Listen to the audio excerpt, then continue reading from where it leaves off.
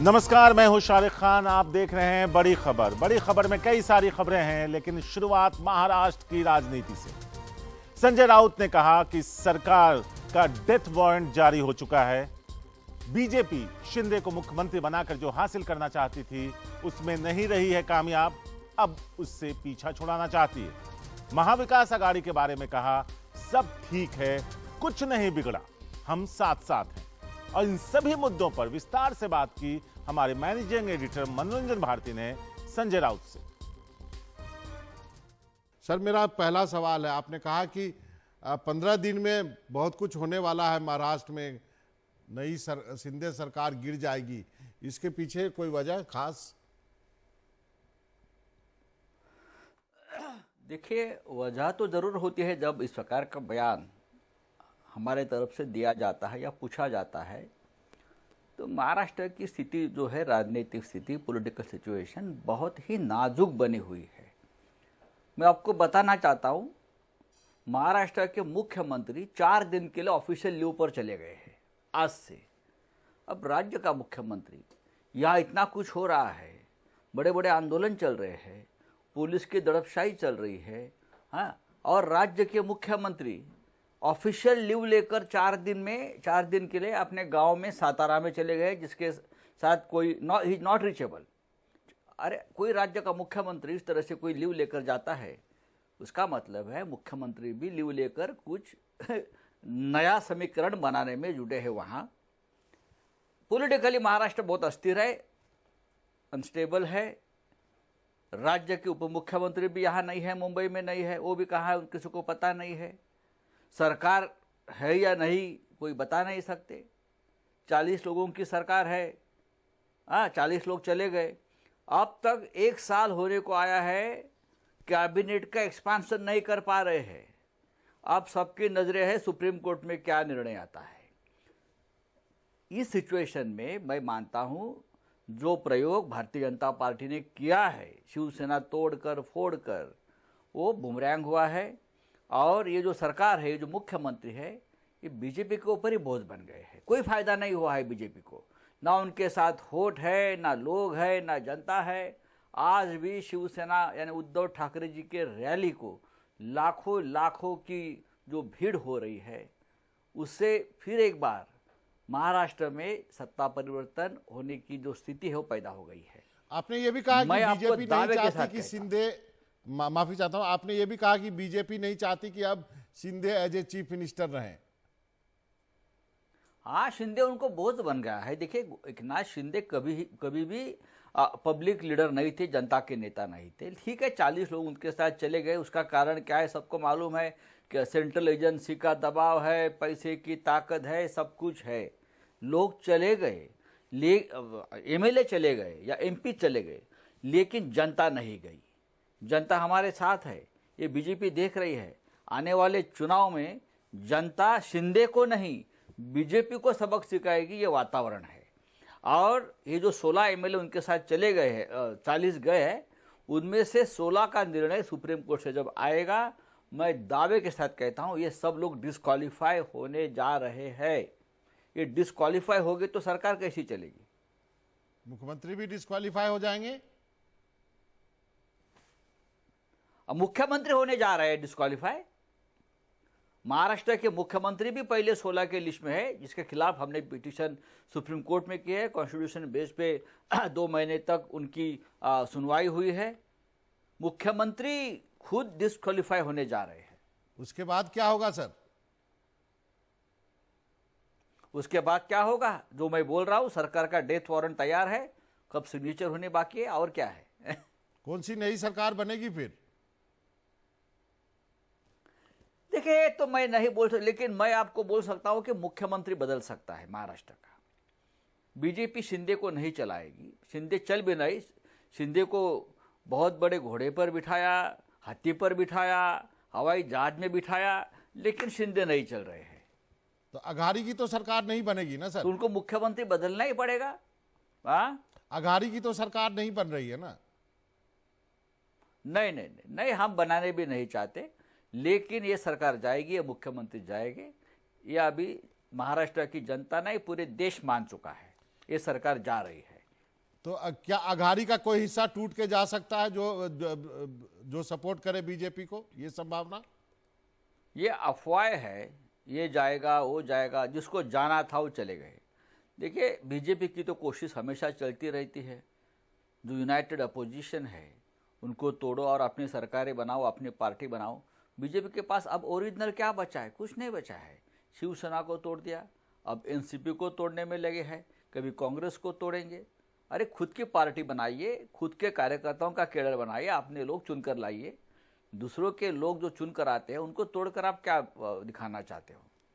अजीत दादा, पवार की भूमिका पे भी काफी क्वेश्चन मार्क लगा हुआ है सर।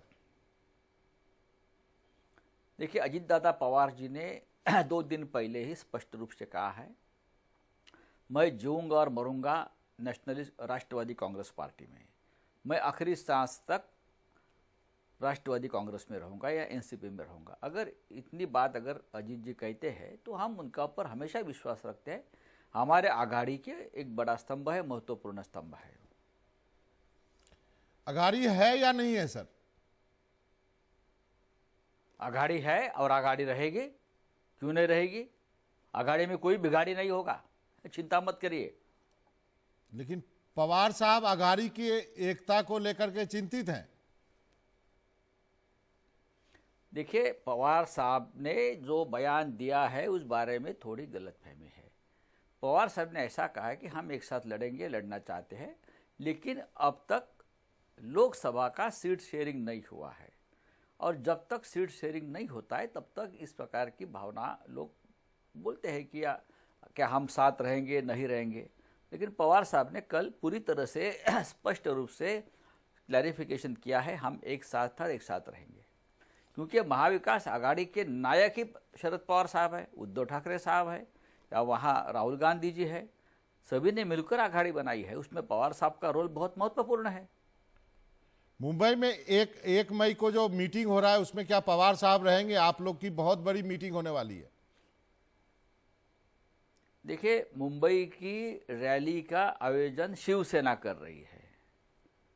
मुंबई का जो रैली है 1 मई का, महाराष्ट्र दिन है, महाराष्ट्र का स्थापना दिन बोलते हैं उसे। 1 मई को महाराष्ट्र का निर्माण हुआ था। तो हमारे लिए इस दिन का बहुत महत्वपूर्ण होता है हमारे लिए। तो बीकेसी में जो रैली हुई उसका आयोजन होस्ट शिवसेना है, और अब तक शरद पवार साहब किसी रैली में आए नहीं। उद्धव ठाकरे जी, अजित पवार जी, नाना पटोले जी, ये 3 ही प्रमुख नेता मंच पर रहते हैं। तो ये जो इसका मतलब पवार साहब के बारे में कयास लगाए जा रहे हैं वो गलत है, आपका ये कहना है? डेफिनेटली गलत है।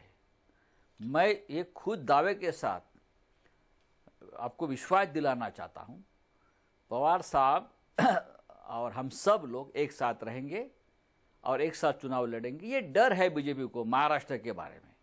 अगर ये अघाड़ी चुनाव में उतरती है यूनाइटेड बनकर, तो लोकसभा में बीजेपी को 10 सीटें मिलना मुश्किल है, ये मालूम है। और विधानसभा में ये अघाड़ी अगर रहेगी तो मिनिमम कम से कम 185 सीट विधानसभा के हम जीत लेंगे।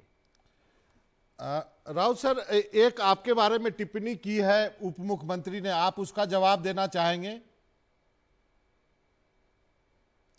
बोलिए। आपके बयानों पे उन्होंने कहा कि कुछ लोग हैं जो सुबह 9 बजे हाई हो जाते हैं। अभी ऐसा है कि मैं तो किसी को बुलाता नहीं हूं कि मुझे कुछ बयान देना है, मुझे कुछ बोलना, लेकिन डर है उनके मन में। हमारी बातों का डर लगता है, हमारे संगठन का डर लगता है, हमारे अघाड़ी का डर लगता है। इसीलिए ये डर के मारे हमारे खिलाफ इस प्रकार के बयान देते हैं।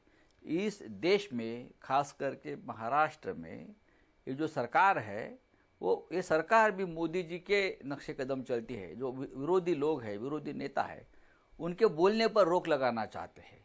ये संजय राउत का डर है, ये अघाड़ी का डर है, ये उद्धव ठाकरे जी का डर है। ये डरते हैं, लेकिन डर अच्छा है, डर होना चाहिए।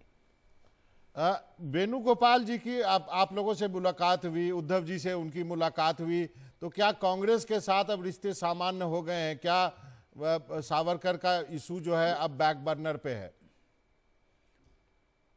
बात ऐसी है, केसी वेणुगोपाल जी है, कांग्रेस के वरिष्ठ नेता है, महासचिव है। और कांग्रेस के अध्यक्ष मल्लिकार्जुन खड़गे, सोनिया गांधी जी और राहुल गांधी जी की तरफ से उद्धव जी को मिले हैं। और बहुत सी चर्चा हो गई राजनीतिक राष्ट्रीय स्तर पर महाराष्ट्र के बारे में, आने वाली चुनाव के बारे में, और उद्धव जी को पूरा समर्थन देने के बाद कि जिस संकट की घड़ी से हम लोग गुजर रहे थे और है आज भी मेरी पार्टी, तो वेणुगोपाल जी ने कहा कि ये हमारा आपके साथ रहने का जो निर्णय है, पूरा समर्थन हम आपको देने जा रहे हैं और जरूर आने वाले दिनों में बातचीत जारी रहेगी। राहुल गांधी भी आएंगे मिलने? राहुल जी और उद्धव जी की एक मीटिंग हो सकती है। हाँ, क्यों नहीं मिलेंगे राहुल जी? और वो कहेंगे कि सावरकर के मुद्दे पर अब मैं कभी नहीं बोलूंगा। देखिए वो बात, देखिए वीर सावरकर की हमारी एक भूमिका है, वो हमारी पार्टी की और महाराष्ट्र की भूमिका है, उससे तो हमने कभी कॉम्प्रोमाइज नहीं किया है। वीर सावरकर हमारे लिए हमेशा एक आदर्श रहे हैं, एक आइडल रहे हैं, और हमने तो बार बार बीजेपी को कहा है भारत रत्न देकर सम्मान करिए। क्यों नहीं दे रहे? भारत रत्न दीजिए वीर सावरकर को, पूरा मामला खत्म हो जाएगा। एक अंतिम का सवाल है, बारसू में जो रिफाइनरी का विरोध हो रहा है उसमें क्या कहेंगे? यदि ऐसा तो महाराष्ट्र में होगा तो फिर उद्योग कहां से लगेंगे? बात ऐसी है कि कोकण एक ऐसा इलाका है, महाराष्ट्र में कभी भी हमने उद्योग और इंडस्ट्री को विरोध नहीं किया। महाराष्ट्र एक इंडस्ट्री का एक बहुत बड़ा एक अच्छा हब है और हमेशा मुंबई से आसपास पूरे शहरों में पूरी इंडस्ट्री लगी हुई है। लेकिन कोकण एक ऐसा इलाका है जहां आम का उत्पादन होता है, जहां मच्छीमारी यानी जो फिशिंग का उत्पादन होता है। इस प्रकार की रिफाइनरी आने से वहां प्रदूषण से पूरा ये जो आम का उत्पादन है या ये मछली का जो निर्माण ये होता है, जो वहाँ का जो फिशरमैन समाज है, उनके ऊपर बहुत बड़ा संकट आता है। ये स्थानिक लोगों का विरोध है, ये कोई पॉलिटिकल पार्टी का विरोध नहीं है। अगर वहाँ के लोग एक्सेप्ट करते हैं, जी आपने सही कहा, इकोसिस्टम को भारी नुकसान हो सकता है। पूरा कोकण को भारी नुकसान होगा, इसलिए वहाँ के लोग विरोध करते हैं। किसी पॉलिटिकल पार्टी उस आंदोलन में नहीं पड़ी है, ये लोगों का विरोध है, समझना चाहिए। चलिए, संजय राउत सर, आपका बहुत बहुत शुक्रिया, आपने वक्त निकाला एनडीटीवी से बातचीत करने के लिए। Thank you sir. Thank you, धन्यवाद, थैंक यू। बड़ी खबर में अब वक्त है एक छोटे से ब्रेक का। ब्रेक के बाद बताएंगे भारतीयों को लेकर सूडान से निकला भारतीय युद्धपोत।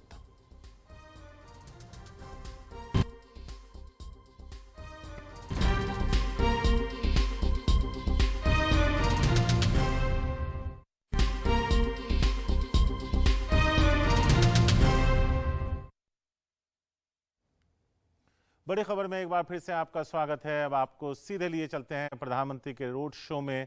आज दिन भर के व्यस्त कार्यक्रम के बाद अब शाम को उनका एक लंबा रोड शो, जहां बीजेपी कार्यकर्ता और उनके समर्थक सड़क के दोनों तरफ मौजूद हैं, हाथों में झंडा लिए हुए। आज प्रधानमंत्री ने कई योजनाओं की सौगात केरल को दी है, जिसमें पहली वंदे भारत ट्रेन और वाटर मेट्रो का उन्होंने उद्घाटन किया है। अब यहाँ उनका एक रोड शो हो रहा है, जहां मौजूद लोगों का अभिवादन स्वीकार करते नजर आ रहे हैं प्रधानमंत्री। 2 दिनों के दौरे पर वो केरल कल पहुंचे हैं, आज उनका ये दूसरा दिन है। उनकी गाड़ी फूलों से सजी नजर आ रही है। आज वहां पर उन्होंने रैली को संबोधित करते हुए कई सारी बातें कही। उन्होंने कहा कि केरल के विकास से ही देश का विकास होगा और केरल उनके एजेंडे में सबसे ऊपर।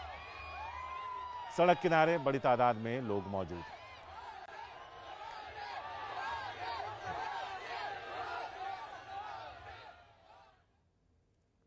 सूडान में फंसे भारतीयों समेत दूसरे विदेशी नागरिकों को निकालने की प्रक्रिया तेज हो गई है। सूडान से भारतीयों का पहला जत्था निकल चुका है। 278 लोगों को लेकर आईएनएस सुमेधा चल पड़ा है। भारत सरकार ने अपने नागरिकों को वहां से सुरक्षित निकालने के लिए ऑपरेशन कावेरी चला रखा है। उमाशंकर सिंह की ये विस्तृत रिपोर्ट।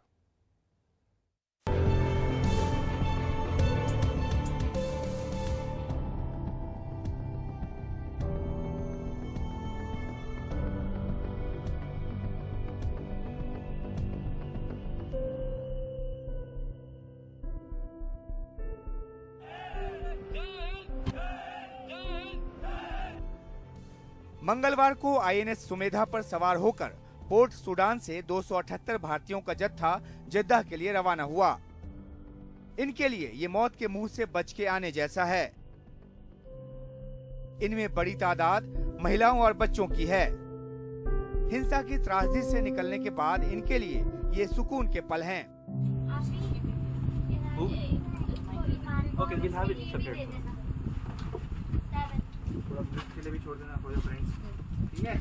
उन्होंने हमें यहाँ शिप पे भेज दिया है। इंडियन नेवी हमारा पूरा अच्छे से ख्याल रख रही है, हमारे बच्चों को अच्छे से टेक केयर कर रही है एंड खाना बड़ा अच्छा मिला है। अब लग रहा है कि हाँ सेफ हाथों में और घर इंडिया पहुँच जाएंगे। Even when we entered, they asked us what you want to eat. In last 10 days, no one was there to take care of us. So this felt make us feel more safe. Jeddah में भारतीय सेना के विमान पहले से तैनात हैं, जो इनको लेकर भारत आएंगे। गृह युद्ध की आग में झुलस रहे सूडान में फंसे भारतीयों को निकालना काफी चुनौती भरा काम है। भारत ने ऑपरेशन कावेरी चलाया है। इसके तहत सूडान के हिंसा वाले इलाकों से भारतीयों को जमीनी रास्ते से पहले पोर्ट सूडान पहुंचाया जा रहा है। सोमवार को ही इनकी तादाद 500 पार कर गई थी। सैकड़ों भारतीय पोर्ट सूडान के रास्ते में हैं। पोर्ट सूडान पर कैंप लगाकर इन सब के रहने खाने की व्यवस्था की गई है। दस्तावेज और दूसरी औपचारिकताओं को पूरा कर कोशिश सबों को जल्द से जल्द स्वदेश लाने की है। गृह युद्ध के कारण हमारे अनेकों देशवासी फंसे हैं। हमने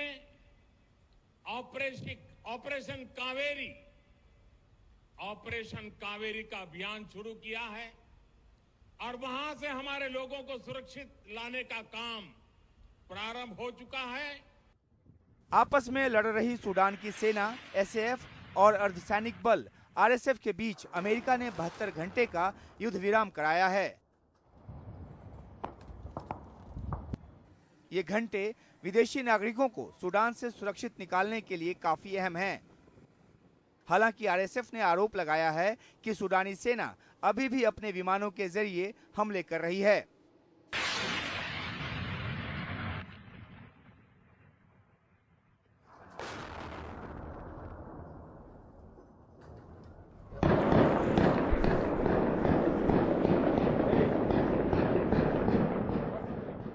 दस दिनों की भीषण लड़ाई में सूडान में चारों तरफ तबाही का आलम है। राजधानी खार्तूम में सबसे ज्यादा तबाही हुई है। लोग घरों में कैद हैं और उनके पास खाने पीने की चीजें नहीं हैं। सड़क पर निकलना मौत के मुंह में जाने के समान है। अब तक की हिंसा में करीब 500 लोगों की मौत हो चुकी है, जिनमें एक भारतीय भी है। अमेरिका और फ्रांस जैसे देशों ने मिलिट्री ऑपरेशन चलाकर अपने राजनयिकों और बहुत से नागरिकों को निकाल लिया है, लेकिन बड़ी तादाद में इनके नागरिक अब भी सूडान में फंसे हैं। इस बीच अमेरिका समेत कई देश सूडान की सेना और अर्धसैनिक बल के बीच शांति समझौता कराने की कोशिश में हैं। नई दिल्ली में उमाशंकर सिंह, एनडीटीवी इंडिया।